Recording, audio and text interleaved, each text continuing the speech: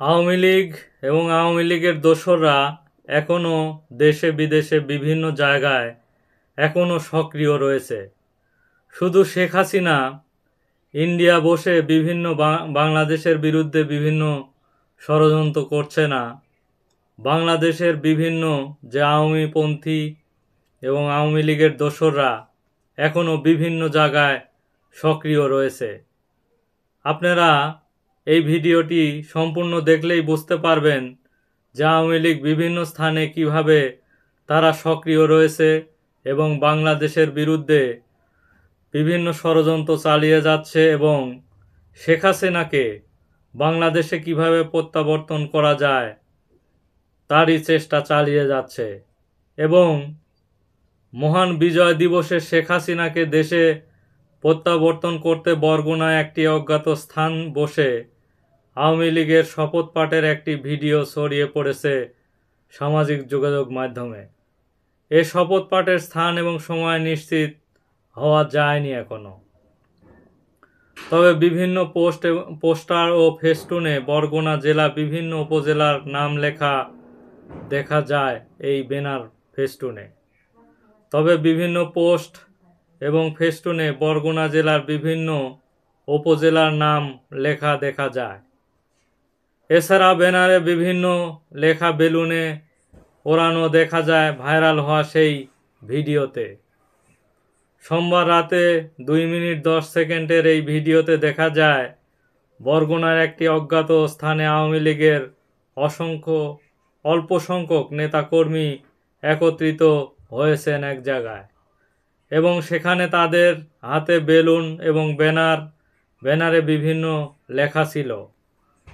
শেখ হাসিনার হাত ধরে জঙ্গি জামাত খতম করো, মুক্তিযুদ্ধ আঁকড়ে ধরো, এতে বরগুনা জেলা ছাড়াও কয়েকটি উপজেলার নাম উল্লেখ ছিল বলে জানা গেছে।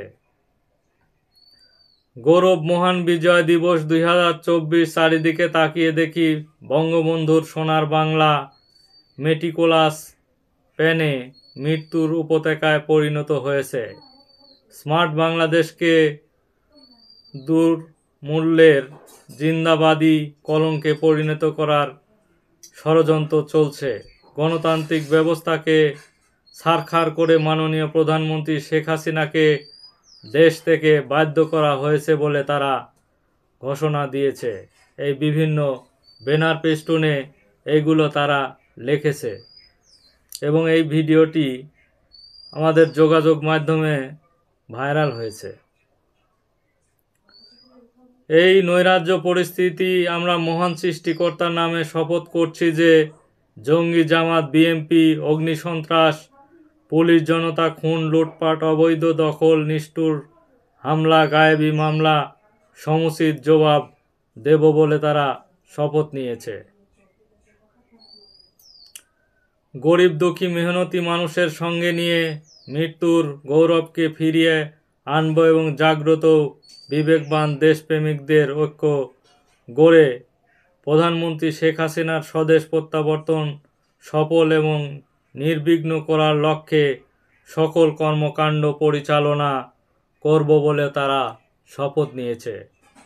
প্রয়োজনীয় নেত্রীর নির্দেশে গণতন্ত্রের যোদ্ধা হিসেবে নিজের জীবনকে উৎসর্গ করব, জয় বাংলা, এরকম তারা স্লোগান দিয়েছে।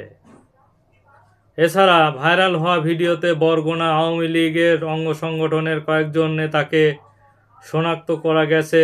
তারা হলেন সদর উপজেলা আওয়ামী লীগের সাধারণ সম্পাদক এড শাহ মোহাম্মদ অলিউল্লাহ অলি, বরগুনা জেলা যুবলীগের সহসভাপতি তহিদ মোল্লা, জেলা যুবলীগের সাবেক সভাপতি আবু জাফর, জেলা আওয়ামী লীগের সাবেক সাধারণ সম্পাদক আখতারুজ্জামান রকিব, সাবেক কেন্দ্রীয় ছাত্রলীগের সদস্য সাইফুল ইসলাম সাগর, সাবেক শ্রমিক নেতা এবং জেলা ছাত্রলীগের নেতা শহীদুল ইসলাম পলাশ, বরগুনা জেলা স্বেচ্ছাসেবক লীগের সাবেক নেতা ইকবাল হোসেন সেখানে উপস্থিত ছিলেন।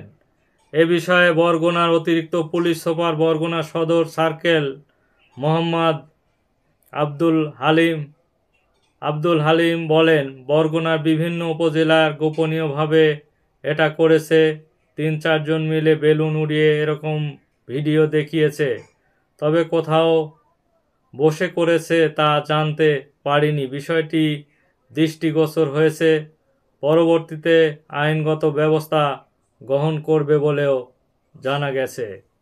এই আওয়ামী লীগ সহ আওয়ামী লীগের দোসররা যে বিভিন্ন স্থানে এখনও শেখ হাসিনাকে ফেরানোর অপচেষ্টা চালাচ্ছে, শেখ হাসিনাকে বিভিন্নভাবে প্রত্যাবর্তন করানোর চেষ্টা চালাচ্ছে, এই ভিডিওটি দেখলেই সেটা বোঝা যায়।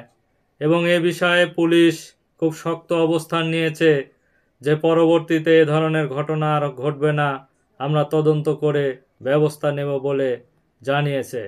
ধন্যবাদ সবাইকে।